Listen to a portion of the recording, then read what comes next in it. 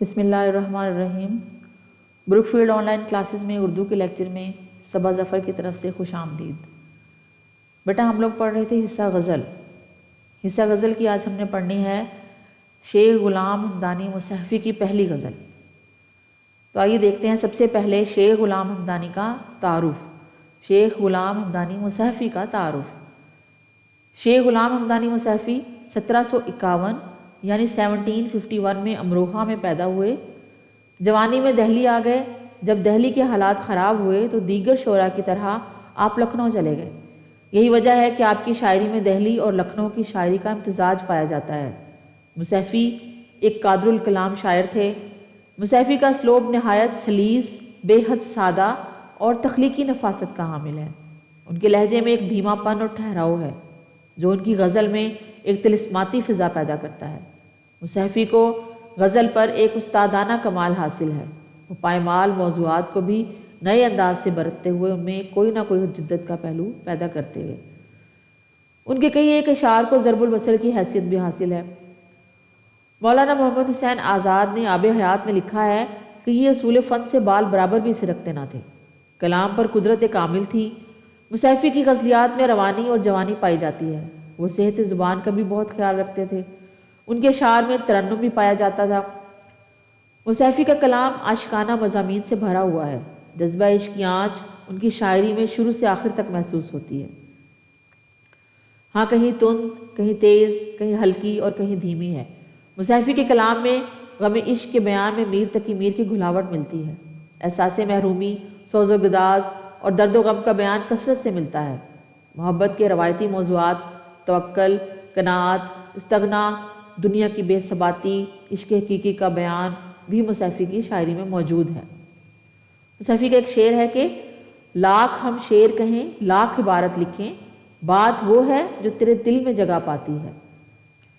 تو آئیے بیٹا آپ غزل کی طرف چلتے ہیں۔ غزل کا پہلا شعر ہے، دیکھیے۔ دنیا میں جب تلک کہ میں اندوہ گی رہا، غم دل سے اور دل سے میرے غم کری رہا۔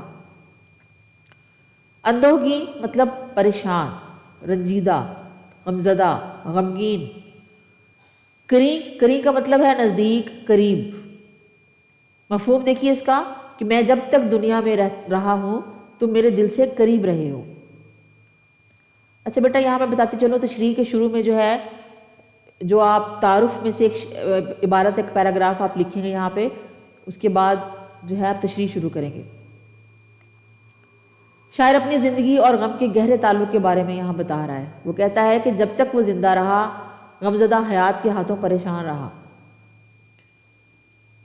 دل غم سے نزدیک اور غم دل سے قریب رہا، یعنی دل میں ہمیشہ غم جاگزیں رہا۔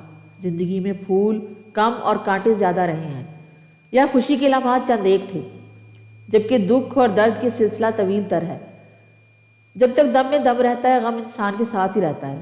بجلیاں چمکتی ہیں اور انسانوں کو جلا کر بھسم کر دیتی ہیں۔ زلزلے لمحوں میں فلک بوس عمارتوں اور ان کے مکینوں کو منو مٹی میں بدل دیتے ہیں۔ انسان کو جان کے لالے پڑ جاتے ہیں۔ قدم قدم پر جو ہے پریشانیاں اور مصیبتیں انسان کو گھیرے رکھتی ہیں۔ وہ روز جیتا ہے، روز مرتا ہے۔ بقول شاعر، ہر نفس سے عمر گزشتہ کی ہے میت فانی، ہر نفس عمر گزشتہ کی ہے میت فانی، زندگی نام ہے مر مر کے جیے جانے کا۔ یہ مر مر کے جیے جانا غم تو ہے، گویا جب تک انسان اس دنیا میں رہتا ہے غم ہی سے اس کی دوستی رہتی ہے۔ اس دنیا میں آتے ہی وہ روتا ہے اور جب تک جاتا ہے تب بھی اشکبار ہوتا ہے۔ کبھی زندگی کی تلخیوں سے گھبرا کر، تو کبھی موت کے خوف سے، کبھی دم نزاع کی سختیوں سے، تو کبھی اپنا خالی دامن دیکھ کر یہ روگ زندگی بھر ساتھ رہتا ہے۔ اسی لیے خواجہ میر درد نے کہا ہے کہ شمع کی مانند ہم اس بز میں چشم تر آئے تھے، دامن تر چلے۔ بچوں مصحفی نے تشریح طلب شعر میں اس حقیقت کو واضح کیا ہے کہ جب تک انسان اس دنیا میں غم سے چھٹکارا نصیب نہیں ہو سکتا جب تک وہ اس دنیا میں ہے، کیونکہ مشکلات زندگی کا نتیجہ پریشانیوں کی صورت میں نکلتا ہے، اور پریشانیوں کا لازمی نتیجہ غم ہے۔ اور یہ بھی حقیقت ہے کہ دل غم سے آشکار ہے تو خدا سے آشنا رہتا ہے۔ اگر انسان کو کوئی غم نہ ہو تو عیش و نشاط کے لمحوں میں وہ خود کو بھول جاتا ہے، اور خود کو بھولا ہوا شخص خدا کو کیسے یاد رکھ سکتا ہے۔ غم ہی سے اہل دل پر ذات اور کائنات کے راز کھلتے ہیں۔ گویا غم زندگی کے ساز کو سوز عطا کرتا ہے۔ یہ راز زندگی بھی ہے اور انکشاف حقائق بھی ہے۔ زندگی کو زبانی رسالت مآب صلی اللہ علیہ وآلہ وسلم نے قید خانے سے تشبیہ دی ہے، اور ظاہر ہے کہ قید خانہ سکون اور راحت کا گہوارہ نہیں ہے بلکہ غم اور کلفت کا مرکز ہوا کرتا ہے۔ قید میں انسان ویسے ہی تڑپتا ہے جیسے جال میں پھنسا ہوا پرندہ پھڑکتا ہے۔ انسان جب تک زندہ رہتا ہے قید خانے کی دیواریں اسے محبوس رکھتی ہیں۔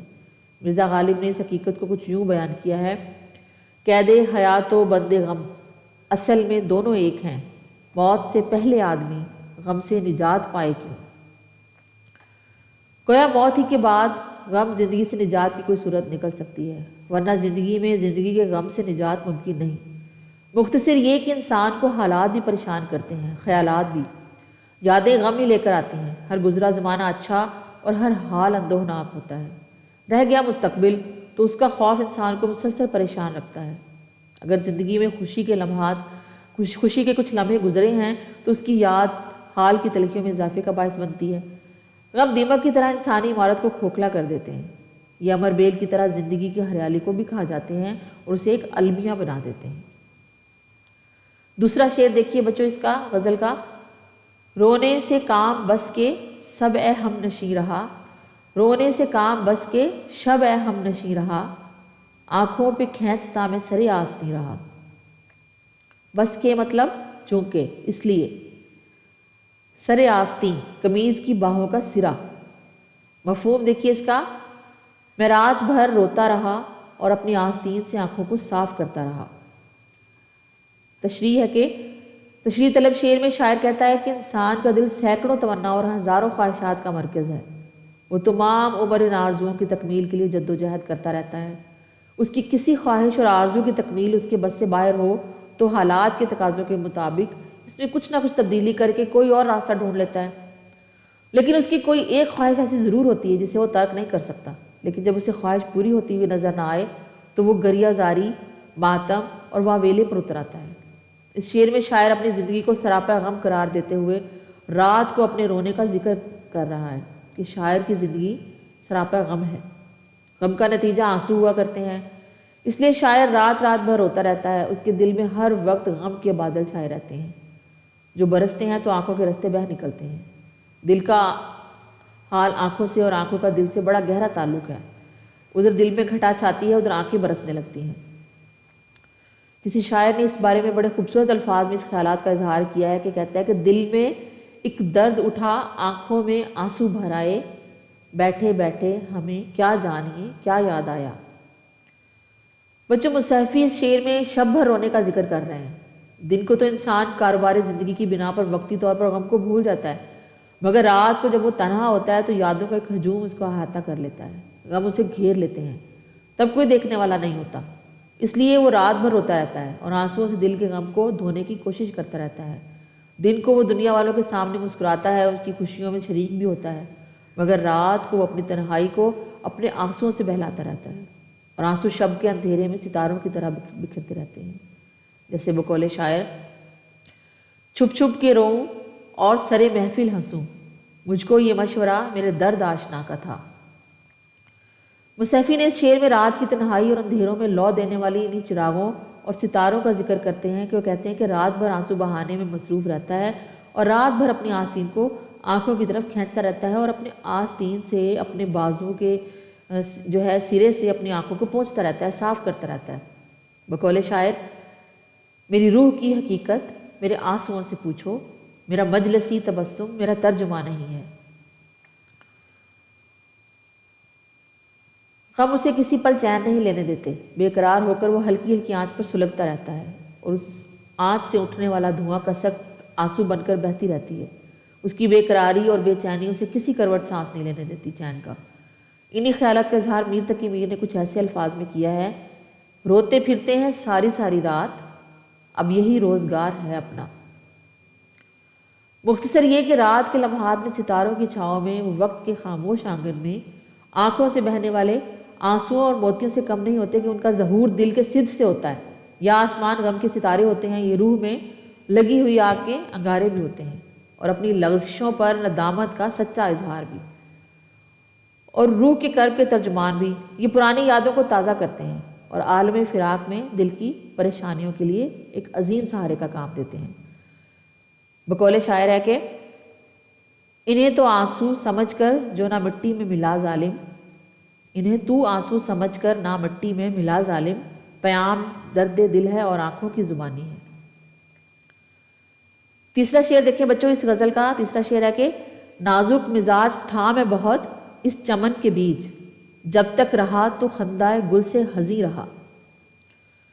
خندہ گل پھول کی ہنسی، پھول کا کھلنا. خندہ کا مطلب ہوتا ہے مسکرانا، گل مطلب پھول، پھول کا مسکرانا، پھول کا ہنسنا. یعنی شاعر نے یہاں پہ پھول کے کھلنے کو پھول کو ہنسنا اور مسکرانا کہا ہے. حزین، حزین کا مطلب ہے رنجیدہ، غمگین، غمزدہ. مفہوم دیکھیے اس کا. میں اس دنیا میں ایسا نازک مزاج تھا کہ پھول کے کھلنے پر بھی افسردہ ہو جایا کرتا تھا. تشریح ہے اس کی کہ ماحول اور موسم جو ہے انسانی مزاجوں پر بہت اثر انداز ہوتا ہے. رتیں تبدیل ہوتی ہیں تو خوشگوار تبدیلی انسانی فطرت پر خوشکن اثرات مرتب کرتی ہے. بالخصوص بہار کا موسم تو ہر پہلو سے دلکش اور دل فریب ہوتا ہے. چمن میں خوبصورتی اپنے جوبن پر ہوتی ہے، درخت سبز لباس پہن کر خوشی سے جھومتے ہیں اور زمین پر سبزے کا زمرد فرش بچھا نظر آتا ہے. ایسے عالم میں افسردہ لوگ بھی اپنا غم فراموش کر کے مسرت اور شادمانی کے گیت گانے لگتے ہیں. اس شعر میں شاعر اپنی زندگی کو سراپا غم قرار دیتے ہوئے مایوسی اور حسد کا اظہار کر رہا ہے. ہماری روایتی شاعری میں مبالغے کی صنعت عام ہے. مبالغہ کیا ہوتا ہے؟ یعنی کسی بھی بات کو بہت بڑھا چڑھا کر بیان کرنا. شاعر بعض اوقات بات کو بڑھا چڑھا کر بیان کرتے ہیں اپنے اشعار میں. ان کی دلیل عقل انسان کو قائل نہیں کرتی. اس شعر میں بھی شاعر اپنی نازک مزاجی کو بڑھا چڑھا کر بیان کر رہا ہے کہ اس باغ میں اس قدر نازک مزاج تھا وہ کہ جب تک وہ یہاں رہا، یعنی دنیا، باغ کون؟ دنیا، یعنی وہ جب تک یہاں رہا، زندہ رہا، پھول کے مسکرانے اور کھلنے سے جو آواز پیدا ہوتی ہے وہ آواز بھی میرے لیے بوجھ بنی رہی اور میری نازک مزاجی بھی اسے برداشت نہیں کر سکتی تھی.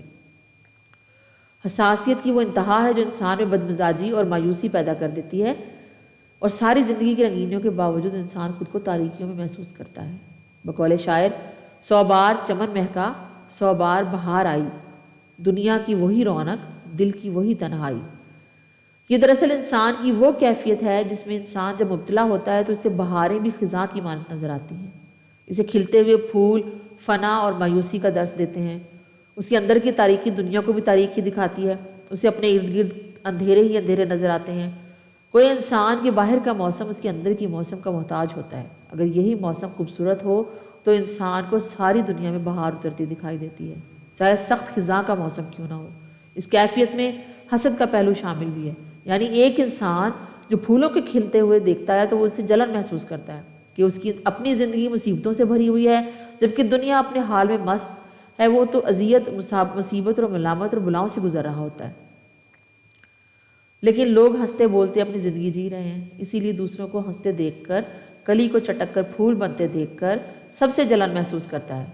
اس کیفیت کو مومن خان مومن نے کچھ ایسے بیان کیا ہے کہ ہنستے جو دیکھتے ہیں کسی کو کسی سے ہم، منہ دیکھ دیکھ روتے ہیں کس بے کسی سے ہم.